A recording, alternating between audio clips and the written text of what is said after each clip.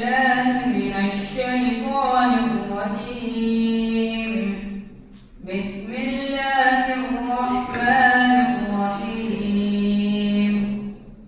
إن المتقين في ظلال وعيون وفواكه مما يشتهون. كلوا واشربوا هنيئا بما كنتم تعملون. إنا كذلك نجزي المحسنين. ويل يومئذ للمكذبين.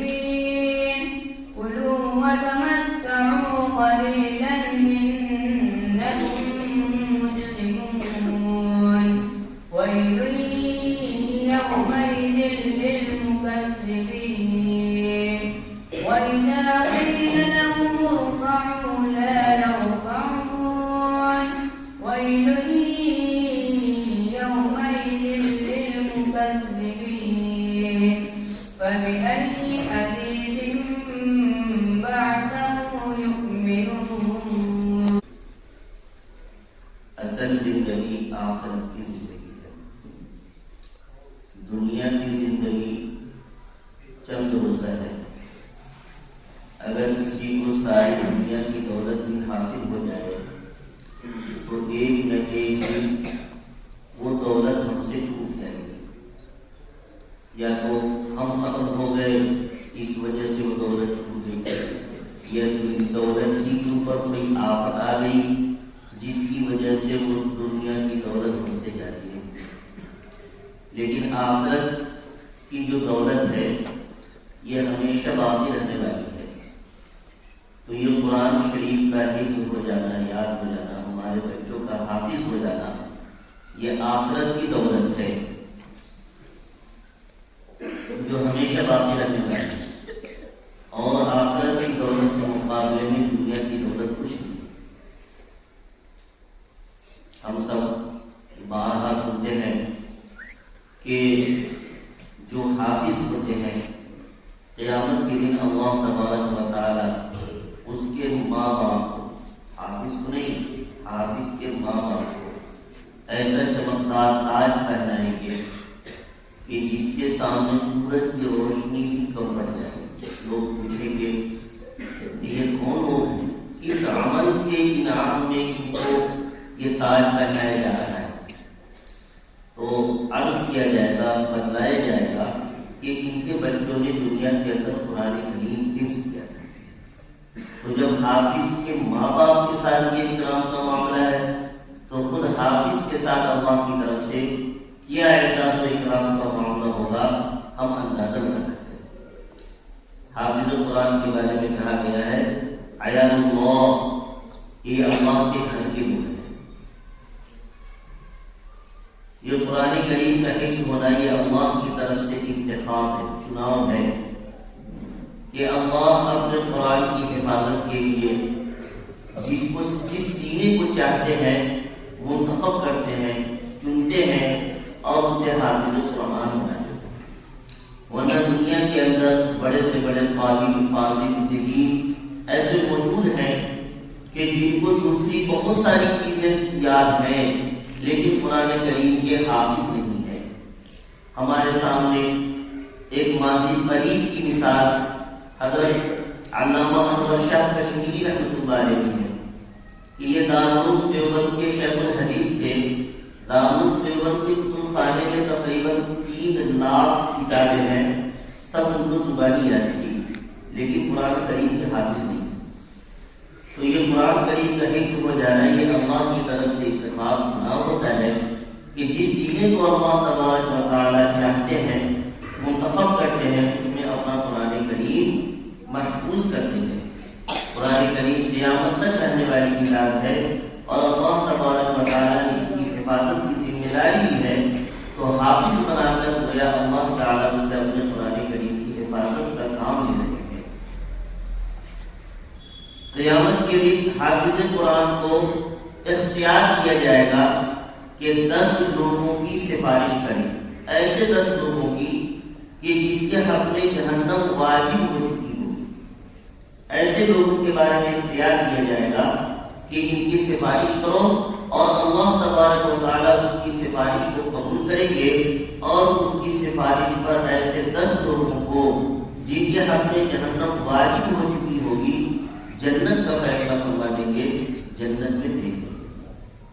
تو ہمیں چاہیے کہ ہم اپنے بچوں کو حافظ بنائیں کہ ہمارے ساتھ قیامت کے دن اعزاز کا، اکرام کا معاملہ کیا جائے۔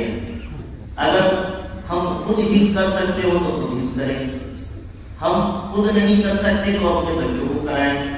اگر اپنے بچوں، ہمارے بچے اس لائق نہیں ہے کہ ہم اس کو حفظ کرا سکیں، بڑے ہو گئے، دوسری لائن میں لگ گئے، تو چاہیے کہ اپنے خرچ سے مدرسے کے یا اپنے خاندان کے، اپنے معاشرے کے کسی غریب بچے کو جو حفظ کر سکتا ہو لیکن مالی کمزوری کی وجہ سے حفظ نہ کر سکتا ہو، تو ایسے کسی آدمی کو حافظ قرآن بنا دے، کیونکہ ظاہر سی بات ہے کہ جب قیامت کے دن وہ 10 لوگوں کی سفارش کرے گا تو جن لوگوں نے ان کے حفظ کرنے میں مدد کی ہوگی، حافظ کرنے میں مدد کی ہوگی، ظاہر سی بات ہے کہ اللہ تبارک و تعالیٰ کے سامنے ایسے لوگوں کی سفارش وہ پہلے کرے گا، تو یہ ہمارے لیے ذخیرہ آخرت بن جائے گا، آخرت کا سامان بن جائے گا۔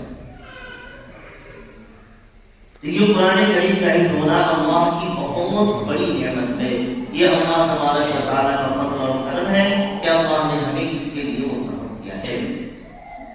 اللہ تعالیٰ سب کو قرآن شریف یاد رکھنے، اپنے بچوں کو حافظ بنانے اور دین کا علم حاصل کرنے کی توفیق عطا فرمائے۔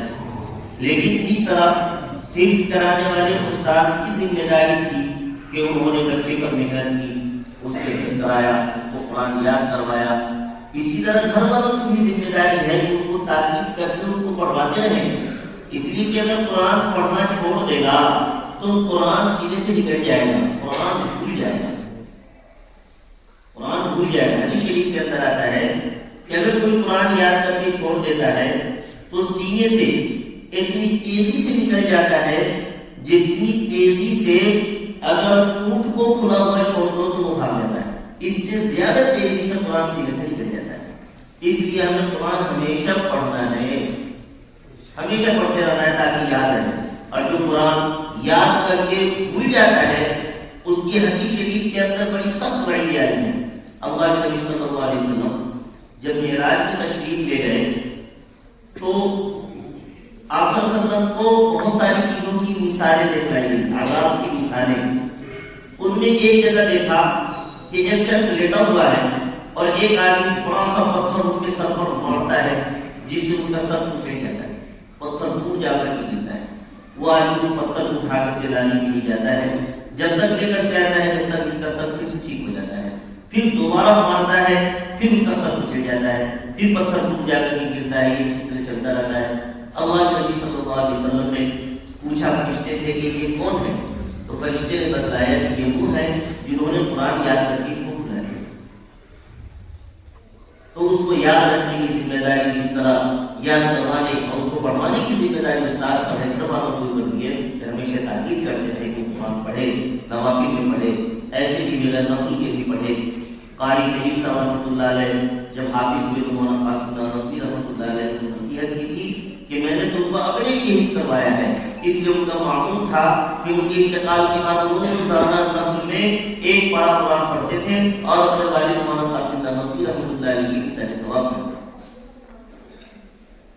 تو یہ ہمارے لیے آخرت کا ذریعہ بن گیا۔ ہم اپنی قبروں کے اندر ہوں گے، جب ہم کوئی عمل نہیں کر سکیں گے تو یہ بچہ، یہ حافظ قرآن بچہ ہمارے لیے قرآن پڑھے گا، ہمارے لیے سارے ثواب کرے گا اور قبر کے اندر ہمارے درجات بلند ہوتے رہیں گے۔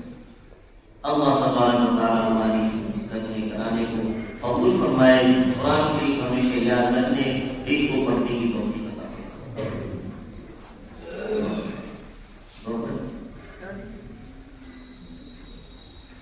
بسم الله الرحمن الرحيم اللهم لك الحمد كله ولك الشكر كله اللهم لا أحصي ثناء عليك أنت كما أثنيت على نفسك اللهم لا أحصي ثناء عليك أنت كما أثنيت على نفسك اللهم صل على محمد وعلى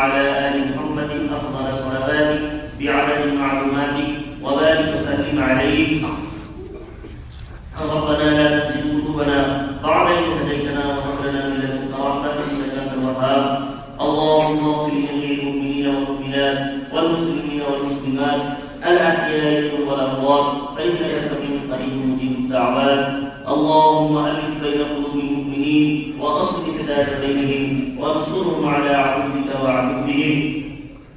اے اللہ ہم سب کے گناہوں کو معاف فرما دیجیے، چھوٹے بڑے ظاہر پوشیدہ گناہوں کو معاف فرما دیجیے، جانے انجانے میں کیے ہوئے گناہوں کو معاف فرما دیجیے. اے اللہ ہم سب کو کامل ایمان نصیب فرما، ایمان کے ساتھ زندہ رہ ایمانی وفات فرما. اے اللہ دین کی صحیح سمجھ عطا فرما، دین کے ایک حکم کی عظمت محبت ہم سب کے دلوں میں پیدا فرما. دین پر چلنا آسان فرما. اے اللہ دین پر چلنا آسان فرما. اے اللہ اس بچے کی حفظ کرنے کو قبول فرما. اے اللہ پڑھانے والے کی خدمت کو قبول فرما، ان کے معاونین کی خدمت کو قبول فرما. اے اللہ اس حفظ قرآن کو ان کے والدین کے حق میں شفاعت کا ذریعہ بنا، ان کے خاندان والوں کے حق میں شفاعت کا ذریعہ بنا. اے اللہ ہم سب کے بچوں کو حافظ قرآن بنا، عالم معلم بنا، عالم پیمانے پر دین کی خدمت و اشاعت کے لیے قبول فرما. قرآن پڑھنے کی توفیق نصیب فرما، اس پر عمل کرنے کی توفیق نصیب فرما. اے اللہ قرآن پڑھنے اس پر عمل کرنے کی توفیق نصیب فرما. اے اللہ پوری امت مسلمہ کے ساتھ رحم کا عافیت کا معاملہ فرما. اے اللہ پوری امت مسلمہ کی حفاظت فرما، جان کی مال کی عزت کی آبرو کی دین کی ایمان کی حفاظت فرما. پریشان حال کی پریشانی کو دور فرما، بیماروں کو شفا عطا فرما. مقروض کی قرض کی ادائیگی کا اسباب اپنے خزانہ غیب سے مہیا فرما. لا ولد کو نیک صالح اولاد عطا فرما. مقدمات میں پھنسے ہوئے مسلمانوں کو بری فرما. جیلوں کے اندر مسلمانوں کے لیے رہائی کی صورتیں پیدا فرما. بے گھروں کو گھر عطا فرما، بے روزگاروں کو حلال روزگار عطا فرما. اے اللہ ہم سب کی اس بیٹھنے کو قبول فرما، مدارس کی حفاظت فرما، مساجد کی حفاظت فرما، دینی مراکز کی حفاظت فرما، ہمارے اکابر کی حفاظت فرما. ہم میں جن کے والدین زندہ ہیں کا سایہ ہمارے سروں پر قائم فرما، ان کی خدمت کرنے کی توفیق نصیب فرما. اے اللہ ہمارے بچوں کو اپنے ماں باپ کی خدمت کرنے کی توفیق نصیب فرما. اے اللہ دین کی خدمت و اشاعت کا جذبہ پیدا فرما. اے اللہ ان تمام دعاؤں کو اپنے فضل و کرم سے قبول فرما. ربنا تقبل منا انك انت السميع العليم وتب علينا انك انت التواب الرحيم. صلى الله تعالى على